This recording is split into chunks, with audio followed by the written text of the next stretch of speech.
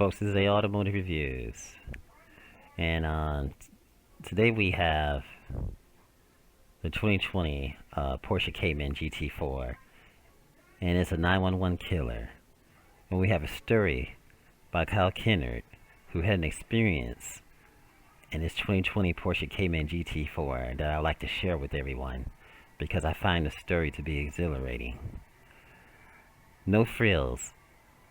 6 on the floor, curves to die for. The Cayman GT4 is a Porsche uncut. There are exactly 3 manufacturer loaner cars lodged permanently in my brain. Vehicles I've been silicitny, desperate to park in my driveway. The first, a shiny black Camaro, the one with the mile-wide rear rubber and buckets full of supercharger screens. The second, a canary yellow 911 with 3 pedals underfoot and God's own brass section for exhaust pipes. And now a third car. Enter the 2020 GT4. This is the weaponized version of the 718 Cayman, Porsche entry-level sports coupe. The last GT4 bowed in 2016 to universal acclaim, nearly snatching Performance Car of the Year honors. Our editors praised the GT4 no frills focus, the way it distilled the knife-edge driving to its essence. I'll go ahead and spoil it for you. Porsche's second act is just as sweet.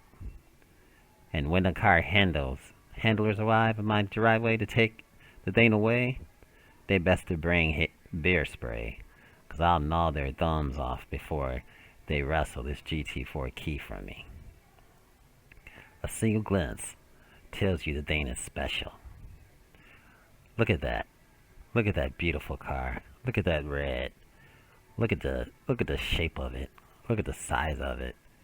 Look at the filters, underneath the front of the car. It's just awesome how you can see it through the front grille. The GT4 nose hunkers lower than perhaps any other modern Porsche, 1.18 inches lower than a standard Cayman. Its chin spoiler jutting forward to catch air at the coupe cutting edge. The aggression is mirrored at the Cayman rear, where a wide underbody diffuser and ducktail spoiler are rayed by a broad wing. This wing just up from the deck, spanning the coupe rear bodywork. Look at that wing. Look at the shape of it. Look at the stationary wing. That is just so sharp, and the other wing underneath it.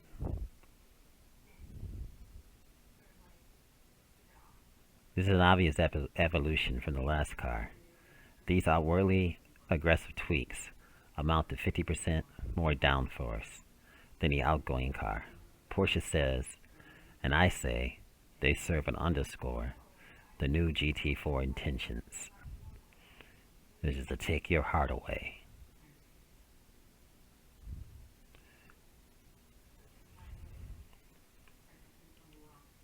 The car interior is similarly focused. Not a single button punctuates the GT4 micro-suede wrapped steering wheel. If that sounds unremarkable, cross-check any new car. The typical modern wheel serves as a tech hub. It's hard plastic inlaid with dozens of buttons. Radio volume, cruise control, finagling voice commands, activation, all done from the wheel. Whether Ferrari or Fiat, the wheel as command centers has become ubiquitous among modern automakers. Our staff could name only 2, the Porsche and the McLaren, that still offers a bare wheel, and they do it with a purpose, so you can remain driver focused. Who needs a radio?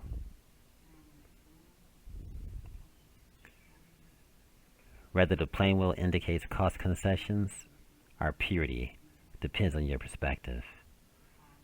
Since you're reading this, we suspect that a 6-speed underhand, 3 pedals underfoot, and a simple wheel will butter your biscuit. The best devices aim at the purpose with laser focus. This Cayman GT4 predictably and absolutely meets that standard. Take a deep breath. Breathe in and breathe out, and rest your hands on this suede steering wheel. Simple and purposeful. I found that out the morning I pointed the Firehouse Red Porsche towards the territorial corner of Washington, Idaho, and Oregon, where great rivers wrestle through fertile farmland and hairpins are plentiful. The GT4 4.0 liter flat 6 grumbled to life in my driveway and settled into a throaty hum. I slided the shifter into reverse, swinging the car slowly toward the street, and scrape. My driveway looks flat enough to make plate glass jealous. But there we were, dragging a chin across the asphalt. An almond. Boy, I hate that. On the 25-mile-per-hour surface roads of the small-town USA, the GT4 felt jittery. Highly strung, but intentionally so. I swerved around surface imperfections to spare the front lip further abuse, and generally tiptoed the Cayman along, avoiding the cracks and cadunks that marked every dip in the pavement.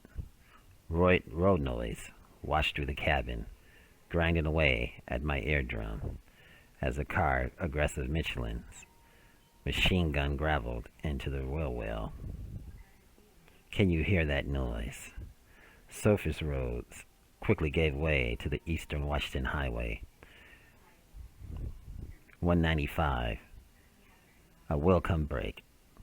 The highway's smooth asphalt allowed the GT4 to settle into an easy gait as we headed toward the switchback country.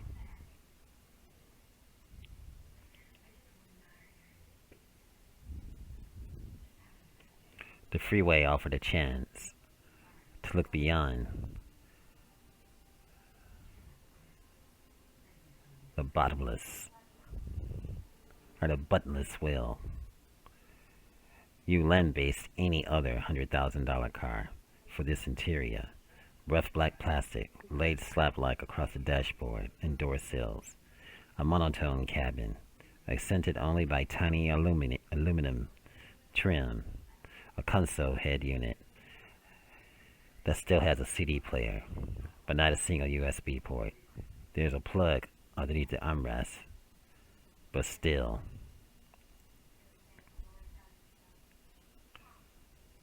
Then again, perspective. After months under quarantine, I long for simplicity. Distractions fill our lives. Now as much as ever, Zoom reunions, group texts, digital happy hour, all encroaching on every inch of our free time. Who'd have thought we need isolation from isolation? The GT4's fuss-free interior was a welcome freedom. Simple, but just enough. I cruised happily along the highway, radio off, allowing the flat 6 huskiness to rattle against my neck here, through the open window.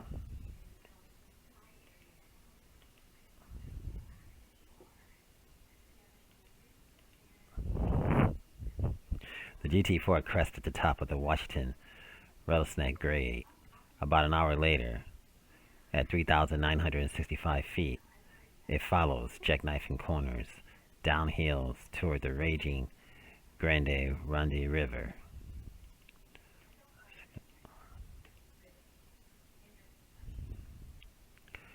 For the first half of the hill on Washington Highway 125, the asphalt is smooth. The GT4 felt joyous there, diving into sweepers and switchbacks alike, the exhaust free to bark against the ragged sandstone walls. To one side, or howl over the 10-story drops on the other. A view to die for. Can you just see this scenery? The scenery is breathtaking. This Cayman borrows most of its chassis from the 911 GT3, including the entire front suspension and a good portion of the rear. That equipment translates to a shop front end, eager to dig its claws and give just a smidge more grip than you would think to ask for. The rear follows sweet, elbowing into corners to chase that front end along its rush downhill. Steering feel is on par with the Porsche GT products. That's to say, a standout among modern electric racks.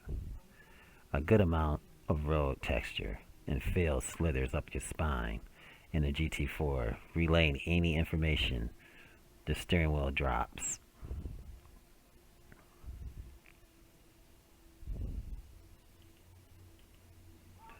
I stopped the car just shy of a bridge crossing the Grande Ronde, opposite an eatery outfitter called Bogan's Oasis that fills the bellies and backpacks of local fishermen, viewed in a profile, and every surface caked in bug guts and dust. The GT4 looked marvelous.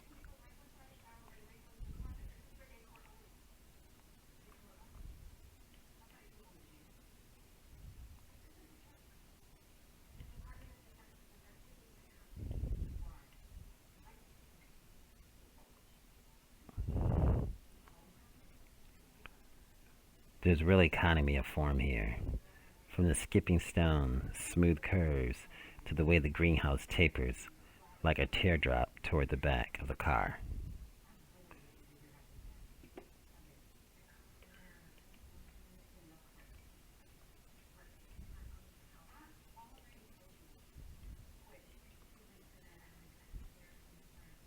While Porsche 992 era, the 911 has kept the classical proportions, it's otherwise gone a bit brutalist, thick and wide, with a stark rear lighting treatment draped across the car's broad sheet metal.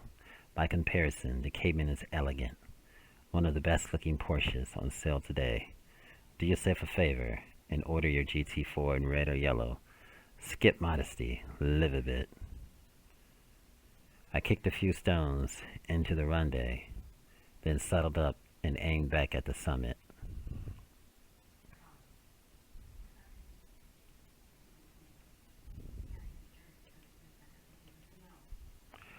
The lower steps of this valley road are rougher than the upper reaches, cobbled together with aggregate and repaired with streaks of rugged tar. I hammered the Cayman throttle back uphill, selecting the end console button to open up the GT4 exhaust. When I first drove the car last year in Europe, I complained about a lack of noise. Forget all that though. Very similar, this US market GT4 isn't burdened by the EU exact particulate filters. The small differences between the two units make all the difference. The GT4 4.0 liter 6 finally has its chance to sing. The engine exhaust note rumbles down low, rattling and growling before it reveals a sweeping sawtooth mid-range. Up top, at its 8,000 RPM red line, the 6 delivers heaping buckets full of yawp.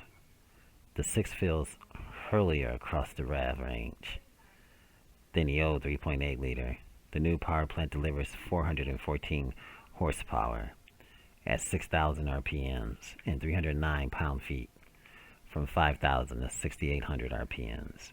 That 29 horsepower more than the old car. The extra horses allows you to lug uphill in a higher gear than before, combating the tall gearing inherited from the previous GT4. but there's no good reason to lug in this car. The power lives high along the tack. The engine feels happiest, raging against redline, and the 6-speed manual transmission plays along.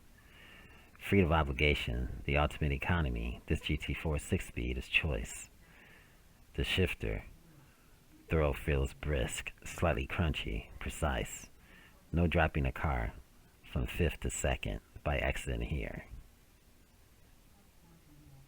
The GT4 shine on that uphill run, dust gathered across the primitive road, and prodded the Cayman rear tires to life. The Michelin skimped along the scabble for traction on tight corners, exits. The whole world buzzed with life.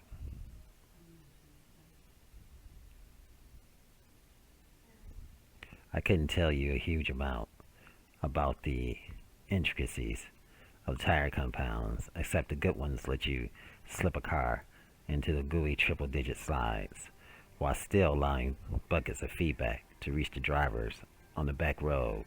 But I do know the Michelin Pilot Sport Cup 2s, the 245-35 ZR20s up front, and the 295-30 ZR20s out back worked flawlessly here, and they keep showing up on other stuff that tickles my lizard brain.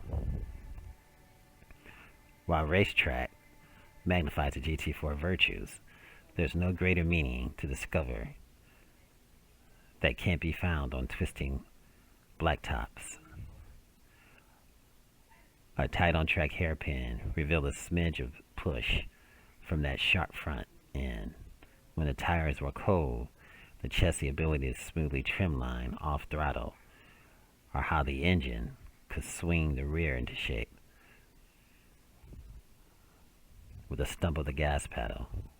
The rest of the short circuit showcased the car balance while hopping along the rough apex curbing.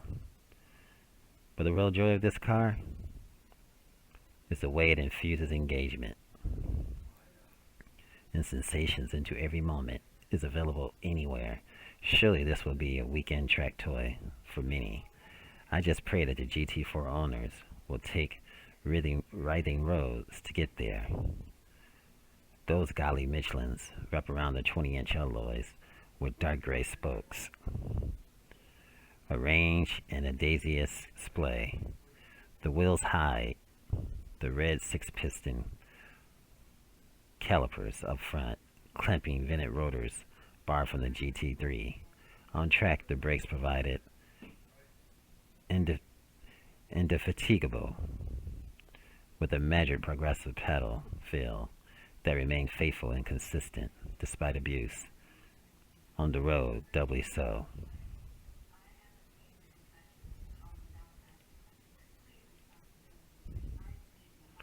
A word on the GT4 optional bucket seats. The gleaming carbon thrones weigh mere pounds with suede and leather padding stitched on like a afterthought. The seat's bolsters kept my shoulders and hips snug during hard cornering, including 1/3 clincher that ended in a pea gravel hay bath for the Cayman, sparing my mental bandwidth for the action beyond the windscreen. If my upturned couch coughed out $6,000 and a quarter tomorrow, I'll set a carbon bucket at the end of the dinner table and spit flat 6 noise all over my toast, which I totally definitely don't already do.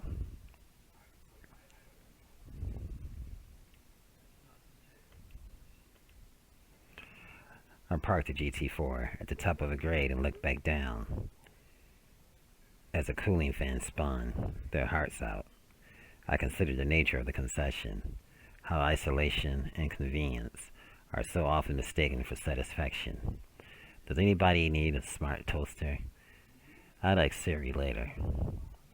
Keyboard warriors are always sharpening their knives at the prospect of a 99,200 decontented track special with pedestrian routes and Porsche. $57,200 entry point. I know their argument well. Surely a new C8 Corvette would dust the GT4.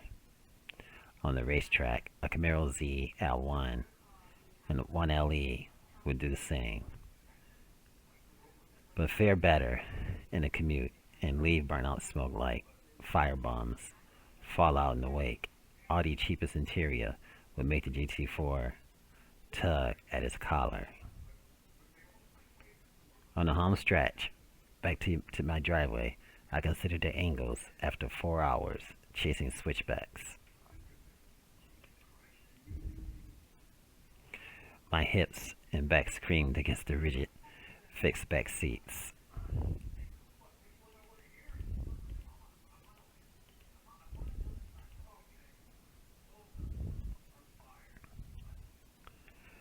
Bereft of cooling to wick sweat away. At every stoplight, a sickly perfume of hot metal, brake dust, and tire heat wafted into the cabin from the GT4's rear. I felt ragged, completely used up. Everything was simply perfect. Simple as that.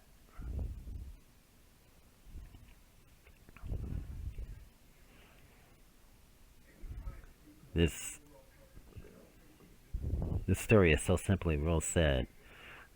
Now, in the last video that I did, it was the C8 against this Porsche Cayman GT4.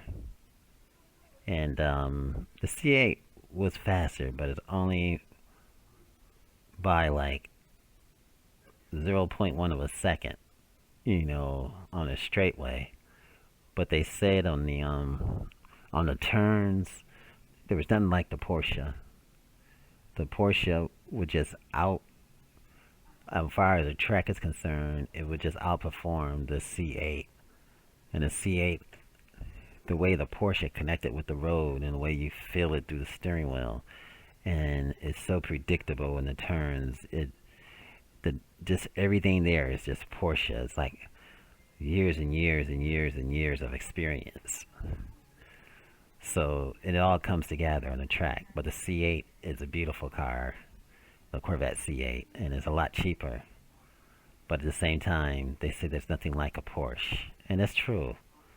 And watch the other video, the track battle between the Porsche Cayman GT4 and the Corvette C8 Z51 package. This is a automotive reviews. I hope you guys enjoyed this video. Remember, like, share, and subscribe.